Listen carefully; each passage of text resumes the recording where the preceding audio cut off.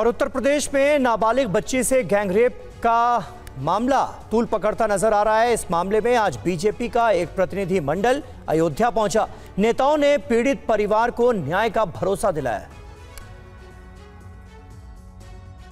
BJP का प्रतिनिधि मंडल अयोध्या में गैंगरेप की पीड़िता और उनके परिजनों से मुलाकात करने पहुंचा।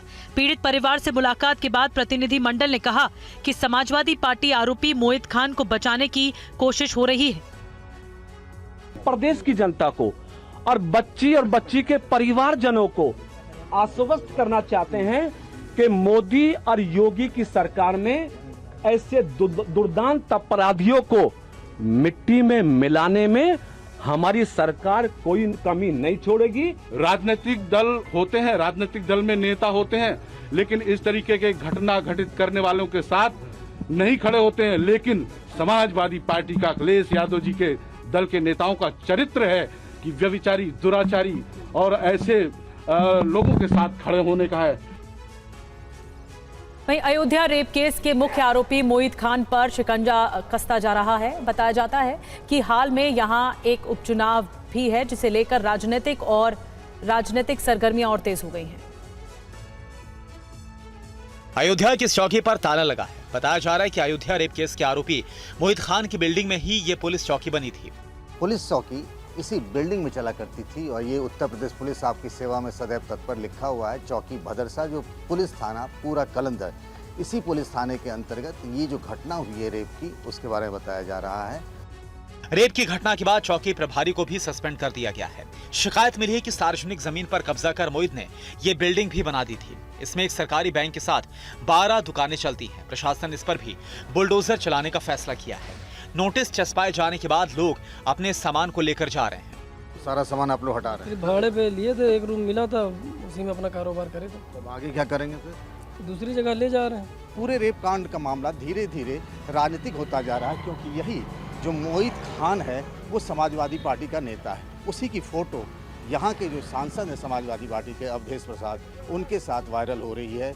और इसीलिए चूंकि आने वाले दिनों में यहाँ मिल्कीपुर में एक उपचुनाव भी होना है, इसीलिए एक तरीके से इस रेप कांड के बहाने ही बीजेपी और समाजवादी पार्टी के बीच में एक राजनीतिक लड़ाई भी जारी है।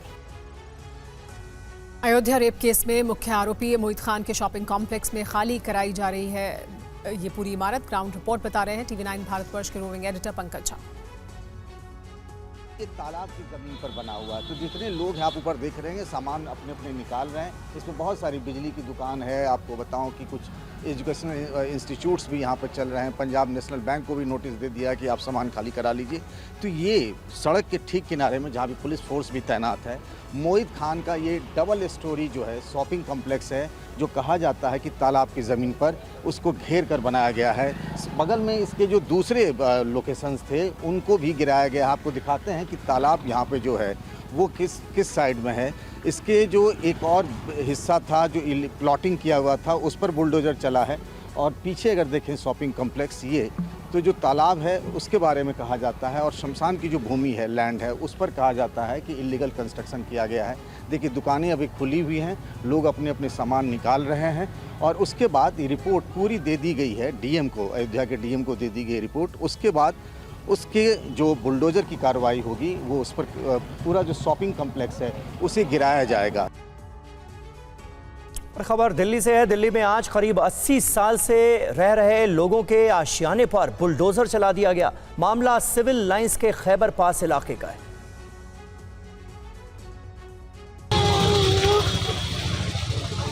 रो रही है महिला, सिविल लाइंस में रहती है। उसकी आंखों के सामने उसके आशियाने के साथ ही सैकड़ों घरों को बुलडोजर से गिरा दिया गया। इस दौरान सिविल लाइंस के खैबर के पास के इलाके में भारी संख्या में पुलिस के जवानों को तैनात किया गया है। बुलडोजर की कार्रवाई से पहले लैंड एंड डेवलपमेंट ऑफिस ने नोटिस दिया था कि वो शनिवार तक अपने घर को खाली कर दे। बताया जाता है कि इन लोगों ने आर्मी ऑफिसर से यहां से जाते वक्त ये जमीन अपने नौकरों को दे दी थी, जिन पर लोगों ने कब्जा कर लिया। ये भी कहा जाता है कि करीब 32 एकड़ में लोगों ने कब्जा कर रखा था, जिसके बाद लोगों ने कोर्ट का दरवाजा भी खटखटाया, लेकिन कोर्ट से लोगों को निराशा ही हाथ लगी। करीब 70-80 साल से यहाँ पर जो लोग थे वो अवैध कब्जा करके रह रहे थे। बताया जा रहा है कि जो अंग्रेज के समय में आर्मी ऑफिसर थे वो लोग जब यहाँ से गए तो उन लोगों ने ये ज़मीन अपने ऑर्डरली को दे दी थी और उसके बाद से ये लोग अवैध तरीके से कब्जा कर रहे थे। लैंड एंड डेवलपमेंट ऑफिस के अनाउंसमेंट के बाद जो है यहाँ पर नोटिस चस्पा किया गया। इससे पहले भी कई बार नोटिस चस्पा किया गया था। देखेंगे कि बुलडोजर यहाँ पर एमसीडी सुबह लेकर के पहुंची है। 32 एकड़ में यहाँ पर कई सारे घर बने हुए हैं जिसमें सैकड़ों परिवार रहते हैं और अब इन घरों को यहाँ से तोड़ा जा रहा है। और दिल्ली में सिविल लाइंस के खैबर पास इलाके में सैकड़ों घरों पर बुलडोजर चलाया जा रहा है। बुलडोजर कार्रवाई से यहां रह रहे लोगों में काफी नाराजगी है। ये लोग पूरा परिवार है जो यहाँ पर है। आपके भी घर को बुलडोजर से गिराया गया है? अभी नहीं गिराया, गिराएंगे। हाँ। क्या कहा था, क्या क्यों गिरा रहे हैं, क्या बोला था? अनऑथराइज जगह सारी। अच्छा। और मैं 70 साल से रह रही हूँ यहाँ पे और मेरा कोई कमाने वाला घर में कोई नहीं है और मेरी बेटी है ये आई हुई है, वो भी नोटिस दिया था इन्होंने खाली करने का? कब दिया? अभी 31 तारीख को दिया है। 5 दिन का नोटिस दिया है, 5 तारीख तक का। सामान निकालने का मौका दिया, नहीं दिया? नहीं, मौका तो क्या दिया, अब निकाल रहे हैं, बैठे देखो रोड पे सामान रख के, क्या करें। क्या कह रहे हैं कि अवैध बता रहे हैं, घर को तोड़ रहे हैं? हमारा घर अवैध नहीं है। हमें ये कंपनी, ये जो हमारे फैंसी मिल बिल्डिंग है, इसमें हमारे को एक क्वार्टर दिया हुआ था। 10-12 लोगों का क्वार्टर था। उन लोगों को हमारे कंपनसेशन में जब ये मिल बंद हुई थी 1978 में, तभी उनके जो मैनेजिंग डायरेक्टर थे उन्होंने हमें कंपनसेशन में ये क्वार्टर हमें दे दिए थे। कोई डॉक्यूमेंट हमारे को नहीं दिया बना के, लेकिन बोला कंपनसेशन में ये रखो,